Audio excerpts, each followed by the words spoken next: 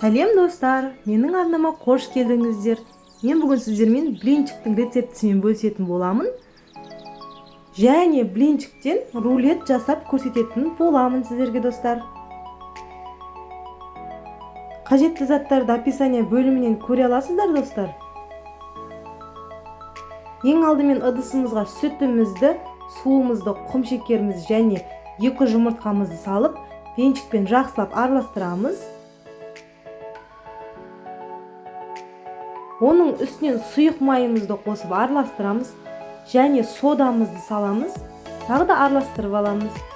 Міндетті түрде ситадан өткізілген ұнымызды салып, венчигімізбенен жақсылап арасында түйіршіктері қалып кетпегенінше венчигімізбенен араластырып аламыз. Бізде осындай сұйықтықта болуы қажет. Енді алдын ала міндетті түрде қызып тұрған табамызды майлап, үстіне бір ожаудан құйып, домалақ етіп пісіріп аламыз.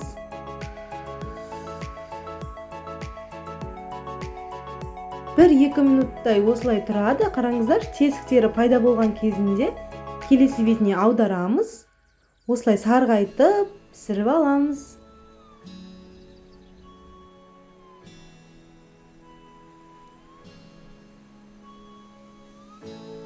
Осымен біздің блинчиктеріміз дайын. Өте жұқа, өте дәмді, жұп-жұмсақ болып шықты. Келесі блинчиктен жасалатын рулетімізге кремін дайындаймыз.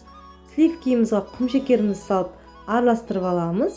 Оның үстінен творожный сырымызды салып, өз формасын ұстап тұрғанынша кремімізді миксерлейміз.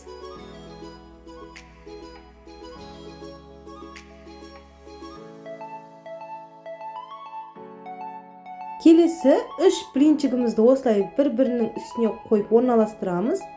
Және дәл ортасына осылай 4 бұрышты етіп, кремімізді жағып шығамыз. Осылай шпателімізбенен тегістеп шығамыз. Блинчиктерімізді видеода көрсетілгендей етіп орап шығамыз. Келесі тарелкамызға қойып, өзіңіздің қалауыңыз бойынша сепсеңіздер болады. Мен какао септім. Келесі тағы да осылай 3 блинчигімізді орналастырып, кремімізді жағып, рулетімізді орап шығамыз. Бұны да өзіңіздің қалауыңыз бойынша сепсеңіздер болады. Мен бүгін осылай шоколадпен әсемдеп шықтым. Осымен біздің өте керемет, өте дәмді, оңай жасалатын блинчиктен рулеттеріміз дайын. Қазір сіздерге кесіп көрсететін боламын достар. Міне қараңыздар, өте керемет болып шықты. Егер де менің видеоларым сіздерге ұнап жатса, менің арнама жазылып, лайк басып, комментарий қалдыруларыңызды сұраймын. Барлықтарыңызға ас болсын.